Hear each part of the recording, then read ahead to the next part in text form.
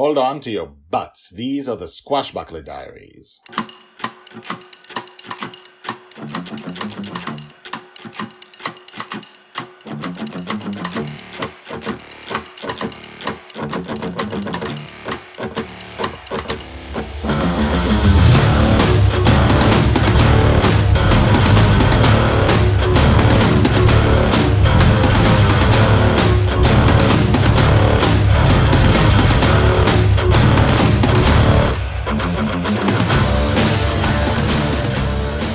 Welcome back. My name is Guy Hasson, and you are listening to the Squashbuckler Diaries podcast, the epic fantasy podcast about the girl who lives in her father's dreams. So instead of giving you the regular background about who the girl in the dream is and why and what is the story we're telling you, I should spend a couple of minutes talking to you about why it is that I'm doing this and why I'm talking to you and not, say, an actor. I think today you may not appreciate the fact that not a professional actor is talking to you, but an actual person you've never heard of, most likely, with an accent that doesn't tell a story perfectly.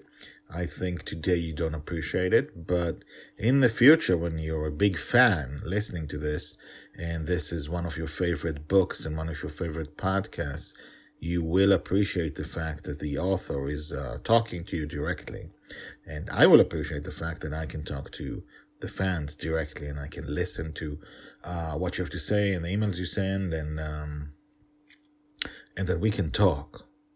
So this is done at the expense of getting listeners today, but for the overall good of both you and me, I think.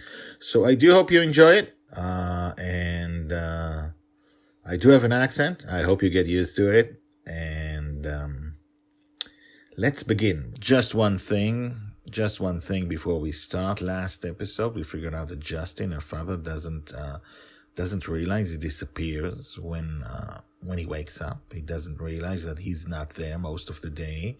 The dream makes him realize whatever he wants to and makes him ignore the stuff that doesn't fit what he wants reality to be. And so far he doesn't know he's in the dream. And he doesn't know he has a girl in the dream. When he's there, she's his real girl.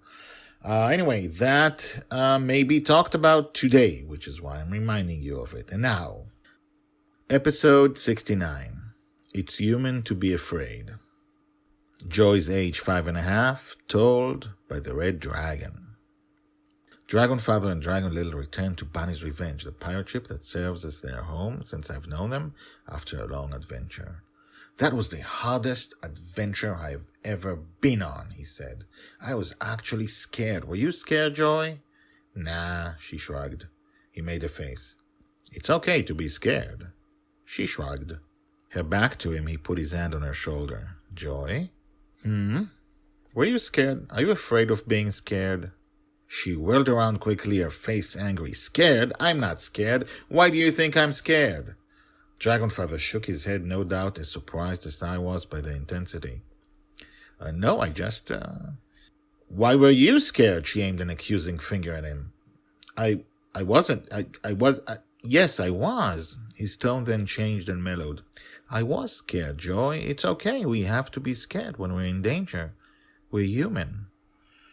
Dragon Little shouted at him with just as great a ferocity. I'm not human. I'm a pirate. She turned around and quickly stomped towards her cabin. I'm tired. I'm a tired pirate. I'm going to bed. You can disappear now. I don't need you. She slammed the door to her cabin. Dragonfather looked at her, his mouth tight. He seemed to be weighing what would be the right thing to do. Disappear! She shouted at him from inside the cabin. Disappear? He shouted back. What do you mean?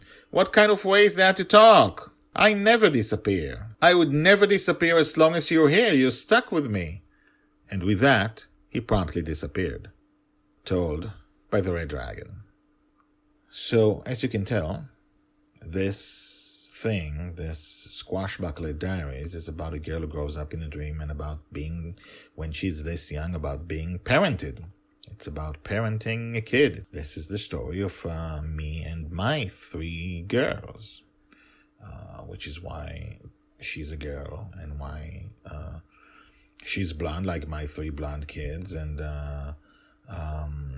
because that's the way it is. And the Squashbuckler Diaries, among other things, among being a great, epic, massive adventure that's super experimental, never been done before, birth to death, featuring many books and many thousands of episodes. In addition to the books, it is a family album of me and my kids. She's based on my 3 kids, who are clearly future queens of the galaxy. Probably not, but you know what I mean. You never know what they are, what they'll be, but she is based on them, and she is based on me, and he is based on me, and everything's based on us. And when we look back, when I tell them about certain stories, even now when they're young, they recognize themselves. And in the future, we'll have an album, just like a video album, of our childhood, of their childhood, and their childhood together.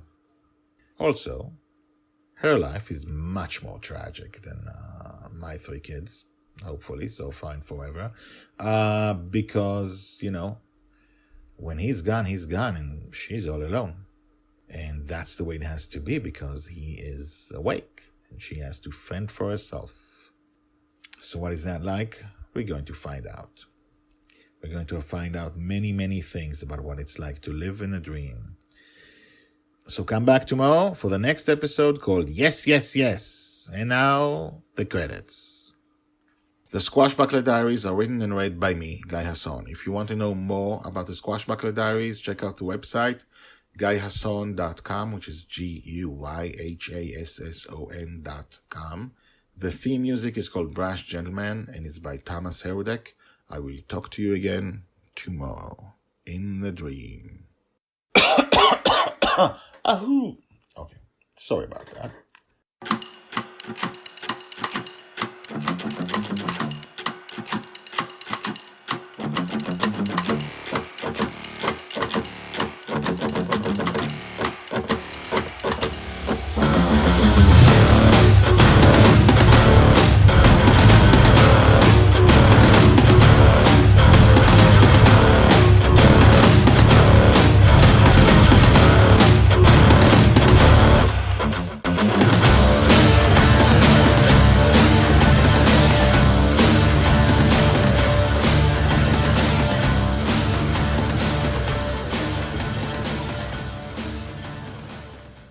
Back to him.